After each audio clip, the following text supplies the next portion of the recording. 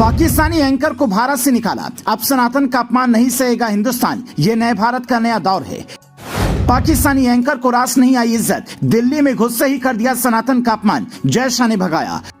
World cup cover करने आई थी पाकिस्तान की ये एंकर, फैला रही थी नफरत। भारत ने कहा अपनी तशरीफ उठाएं और बाहर जाएं।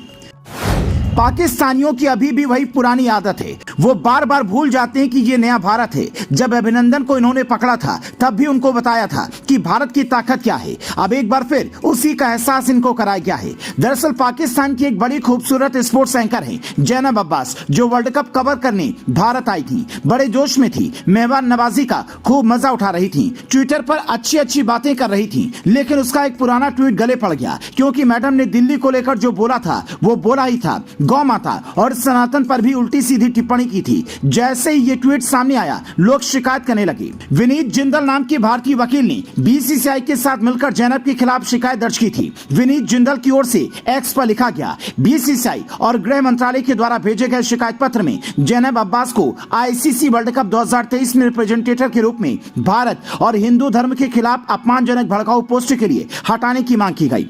अतिथि देवो भव, सिर्फ उनके लिए जो हमारे देश और हिंदू धर्म का सम्मान करते हैं, लेकिन भारत विरोधी का हमारी धरती पर स्वागत नहीं।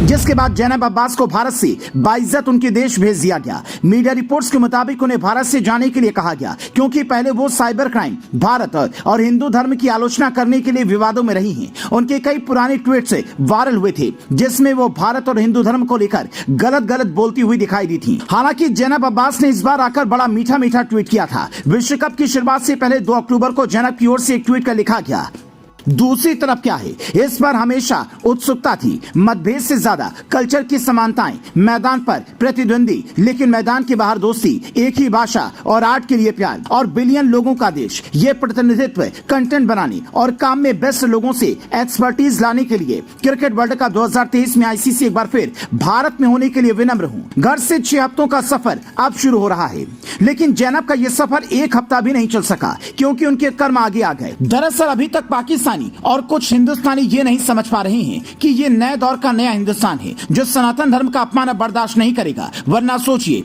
कभी आपने पहले सुना था किसी स्पोर्ट्स जर्नलिस्ट को भारत ने डिपोर्ट किया हो? कभी पहले सुना था कि भारत ने खुलकर सर्जिकल स्ट्राइक की हो?